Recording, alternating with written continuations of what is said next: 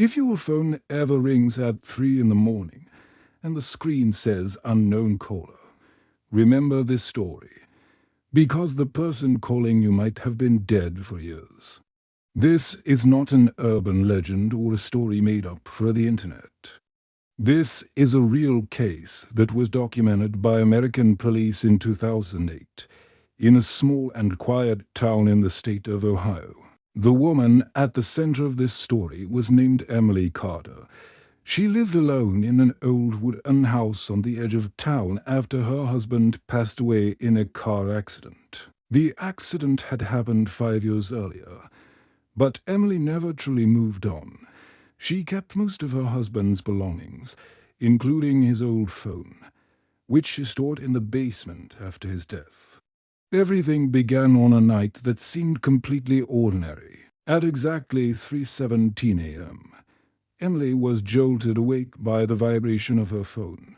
The sound cut through the silence of the house. Her heart started racing. No one ever called her at that hour. She looked at the screen, unknown caller. Emily stared at it for several seconds, unsure whether she should answer. Something about the timing felt wrong. But eventually, she pressed the button and brought the phone to her ear. At first, there was nothing. No voice, no background noise, just silence. Then she heard it, breathing, slow, shallow, as if someone was holding the phone very close to their mouth. Emily whispered, "Hello," but no one replied. A few seconds passed. And then a voice finally spoke. "Emily, I'm sorry." Her blood ran cold. She recognized that voice immediately. It was her husband's voice, the voice of a man who had been dead for 5 years. Emily screamed and dropped the phone onto the floor. The call disconnected on its own. She sat frozen on her bed, trying to convince herself that it had all been a hallucination. Grief does strange things to the mind. She told herself stress, exhaustion, anything but the impossible. The next night, at exactly 3:17 a.m., her phone rang again. This time, Emily didn't answer. A moment later, a notification appeared. She had received a voicemail. Her hands were shaking as she pressed play. The same familiar voice filled the room. Clearer than before. "I'm inside the house," the voice said softly. "Can you hear me?" Emily panicked. She turned on every light in the house and locked herself in the bedroom before calling the police. When officers arrived, they searched the entire house from top to bottom. Bedrooms, closets, the backyard.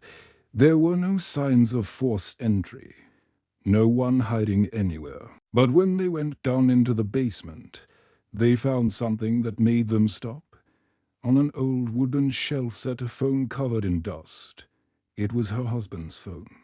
The battery had been removed years ago, shortly after his death, according to basic technology.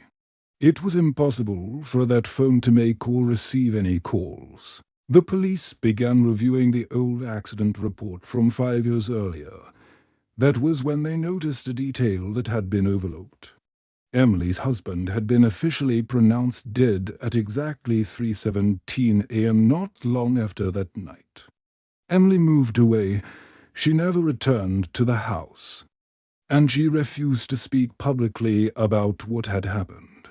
But the story didn't end there.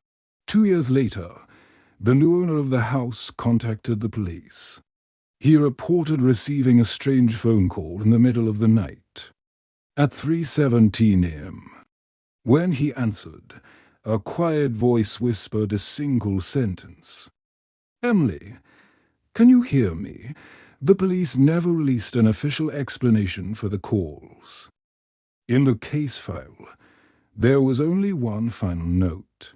Not every call comes from the living.